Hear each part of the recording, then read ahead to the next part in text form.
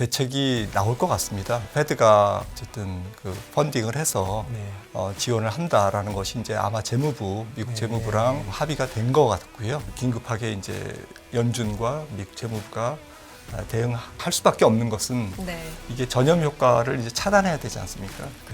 그래서 이제 뱅크런이 확산되는 것을 막는 거죠. 저기 매각을 하겠다. 입찰을 해서 바로 이제 새 주인을 찾겠다. 국내는 뭐 직접적인 영향은 없겠죠. 전 세계 어쨌든 위험 자산에 대한 선호도가 급격히 식어갈 수 있고요. 어떤 일이 벌어질지 모른다 앞으로. 일단은 외국인 자금들이 조금 수급이 막히겠죠. 우리 박사님한테는 그 여파가 어떻게 될 건지에 조금 초점을 좀 맞춰주시면 좋을 것 같아요. 우리 상황 얘기는 조금 했거든요. 간단하지는 않을 것 같습니다. 결론부터 말씀드리면 일단 뭐 지금 보유 자산이 2,090억 달러, 예금보다는 많다고 하지만 실제로 당장 매각 가능한 자산인지에 대해서는 의구심이 당연히 있죠. 그래서 당장 이제 오늘 문을 열면 뱅크런이 일어나지 않습니까?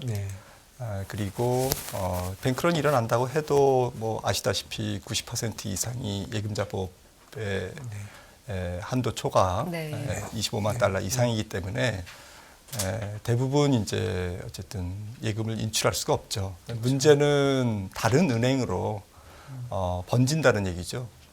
많은 산타클라라뿐만 아니라 딴 은행 가서 쓴다는 거죠? 캘리포니아 전 지역이라든지 미국 전역 내지는 또 이 SBB가 이제 인도, 중국 또 유럽에도 지점이 있거든요. 이런 데서 아시아, 유럽 쪽에서도 이제 뱅크런이 일어날 수 있고요. 그러니까 작은 은행 그리고 IT 기업들에게 뭐 지분 출자라든지 또 대출 이런 것들 같이 연계된 특화된 은행들이 이제 조금 지금 계속 좀 문제가 될 수 있죠. 아마도 지금 대책이 나올 것 같습니다. 지금 바로 들어오기 전에 봤더니 페드가 어쨌든 그 펀딩을 해서 지원을 한다라는 것이 이제 아마 재무부, 미국 재무부랑 조금 합의가 된 것 같고요. 지금 확인을 제가 정확하게는 못했습니다만, 그러니까 연준이 보유하고 있는 은행 채권을 담보로 해서 기구를 만들어서 예금자 보호를 좀 넓히는 그러한 조치를 하지 않을까. 지금 화면에 방금 발표된 성명 지금 말씀해 주시는 부분이 나가고 있는데요. 프레스 릴리즈네요. 연준은 예금 판매에 대응한 은행들의 자금 조달을 돕기 위해서 재할인율 창구 접근 요건을 완화해 주는 걸 고려 중이고 SBB처럼 급한 자금 조달을 위해 손해를 보고 보유 채권을 매각해야 하는 필요를 줄이고 연준 재할인율 창구를 통해서 자금을 조달한다. 이런 내용인 것 같습니다. 저도 언뜻 듣기는 이제 연준 금리가 그러니까 연준 금리에 우리가 보통 매번 얘기하는 페드 펀드 레이트가 있고 재할인율이 있는데 제가 틀리면 아닙니다. 페드 펀드 레이트는 은행 간에 연준 안에 어카운트를 갖고 있는 은행 간에 돈을 빌려주는 건데 이게 안 되면 결국 페드한테 돈을 주게 되거든요. 받거나. 그건 항상 제한을 해요. 왜냐면 야 니들끼리 먼저 해 나한테 오지 말고 하는 거거든요. 근데 그거를 해준다는 거죠. 중앙정부가 그냥 연준이 돈 빌려주겠다는 소리입니다. 재할인율을 해준다는 거는.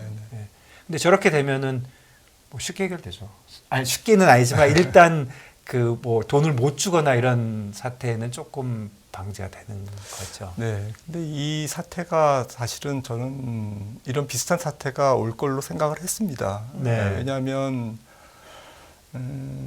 그 연준이 금리를 올릴 때 사건 사고가 터지냐 거의 다 올린 다음에 동결 기간에 많은 조금 문제가 터지더라고요. 과거에 보니까 그러니까 이제 기업 연체율이라든지 또 소비자 금융에서 이제 대출 부실화라든지 또 하이힐드 쪽에서 문제라든지 좀 채권 신용 등급이 낮은 그리고 대출 자산을 담보로 해서 특히 이제 조금 신용 등급이 낮은 기업들에게 대출을 하고 그 대출을 좀 원활하게 하기 위해서 CLO라는 게 이제 있는데 collateralized라고 해서 담보부 증권이죠. 이런 것들이 지금 거의 1조 달러 정도 미국 또 유럽에도 문제거든요. 그런 규모가 굉장히 커져 있습니다. 그러니까 그동안 저금리 상황에서 이러한 그 자산을 담보로 하거나 대출을 담보로 하거나 론을 담보로 하거나 혹은 CBO 또 채권을 담보로 한 회사채를 담보로 한 그러한 일종의 장외 파생 상품이죠. 이런 것들이 대출이 많이 일어났고 그러면서 이제 유동성이 사실은 부실 기업들한테 많이 대출됐거든요.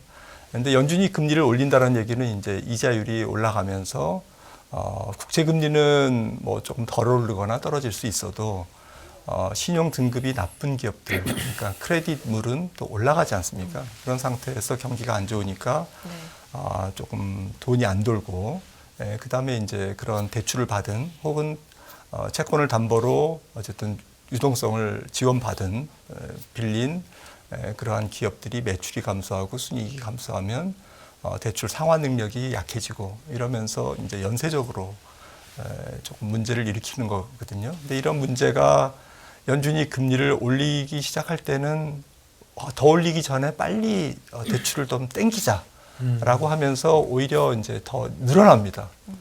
늘어나면서 훨씬 더 눈덩이처럼 이 대출이 커지는 거죠. 부채가 기업 입장에서는. 그리고 이런 파생 상품, 채권이나 대출을 기초자산으로 한 이 파생 상품도 훨씬 더 커지고요. 영국 지난번에 연기금 문제에서도 지금 그때 CLO를 먼저 팔면서 CLO 가격이 대출담보부증권 가격이 폭락했거든요.